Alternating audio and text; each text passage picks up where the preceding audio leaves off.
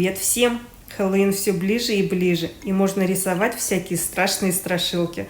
А что может быть более жутким, чем клоун Пеннивайз из фильма «Оно»? Сегодня у нас будет очень насыщенное видео. Я дам полную схему для этого персонажа, так что сохраняй и рисуй, а также уникальную систему по раскрашиванию. Итак, начнем? Смотрите, что я отметила. Верхний край — линия волос, нижний край — подбородок. Провела осевую линию. Так как персонаж смотрит на зрителя, то и осевая линия будет делить типс напополам, так же как и лицо персонажа. Далее я еще раз поделила типс пополам, только уже не по вертикали, а по горизонтали. Верхнюю часть мы оставляем для лба, а в нижней части будет вписано полностью его лицо. Далее вертикальными и горизонтальными черточками, геометрическими фигурами я отмечаю все части его лица. Все это я делаю схематично. Важно понимать, что каждая парная часть лица должна быть на одинаково удаленном расстоянии от осевой линии. Особенно это касается глаз.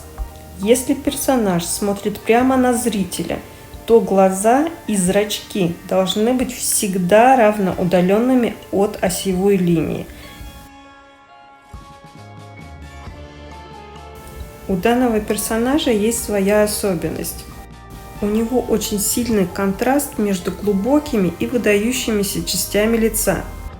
Если первые обозначены контрастным черным, то вторые практически бликуют.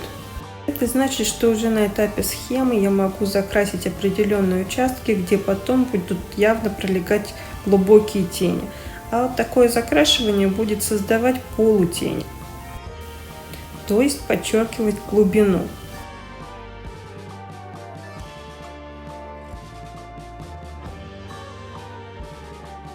Всю схему я спокойно просушиваю в лампе. И не забочусь, что у нас осталась видна осевая линия и какие-то черточки разметки. Все это закрасится на этапе базового слоя.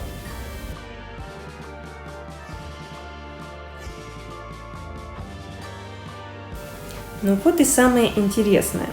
Я сейчас вам покажу не самую распространенную, но рабочую систему раскрашивания.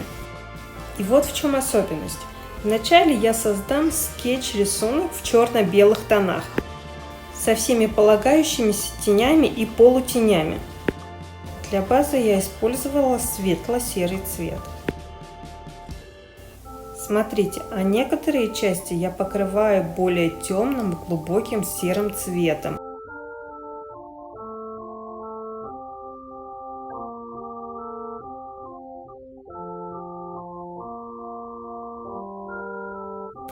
Просушиваю в лампе и уже начинаю делать прорисовку черным цветом.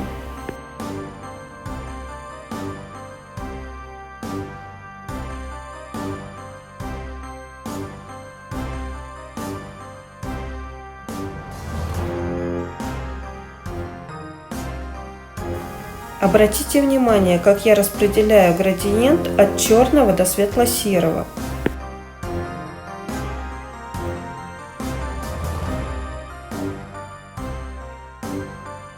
Чем цвет более насыщенный, тем более глубокую тень он обозначает.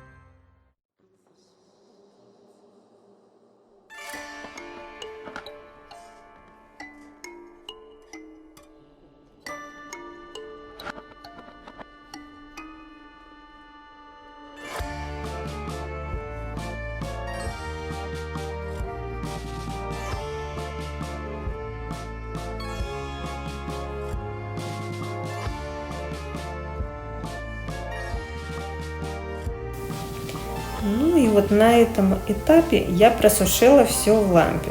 Но вы посмотрите, рисунок практически готов, только он в черно-белом цвете.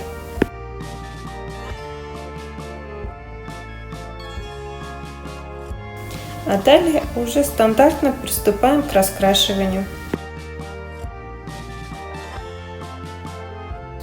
Лицо у Пеннивайза, оно белое, но это не значит, что мы его так и оставим. Чтобы обозначить тени, полутени, мы будем использовать различные оттенки.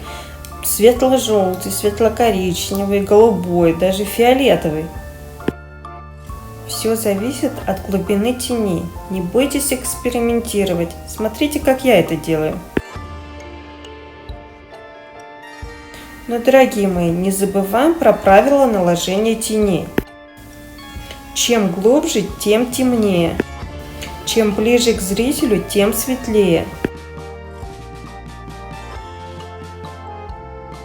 Я вас оставлю на некоторое время, потому что здесь мне больше нечего добавить. Вам нужно только обращать внимание, как я накладываю тени, как я накладываю блики. Но это еще не все советы на сегодня от меня. В конце видео будет маленький нюанс, который я бы хотела вам рассказать. Поэтому досматривайте видео до конца, а мы с вами увидимся буквально через несколько минут.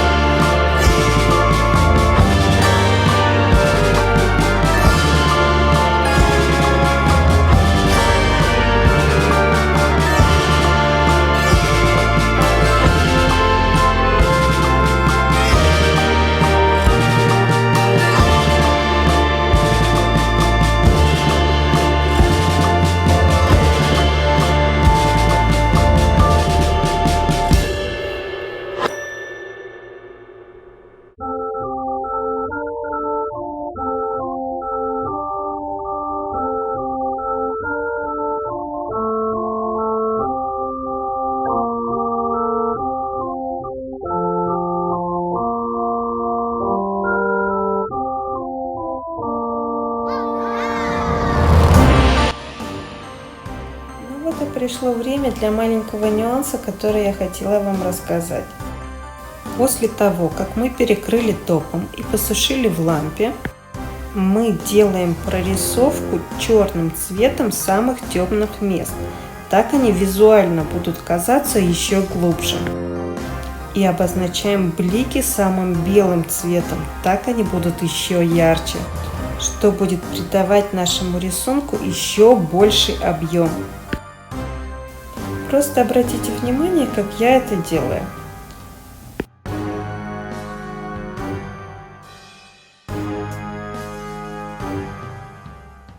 Ну вот и все на сегодня. Досматривайте это видео до конца. Обязательно подписывайтесь. У меня в планах много интересного для вас. А также ставьте лайки и комментируйте. Всем пока-пока и увидимся!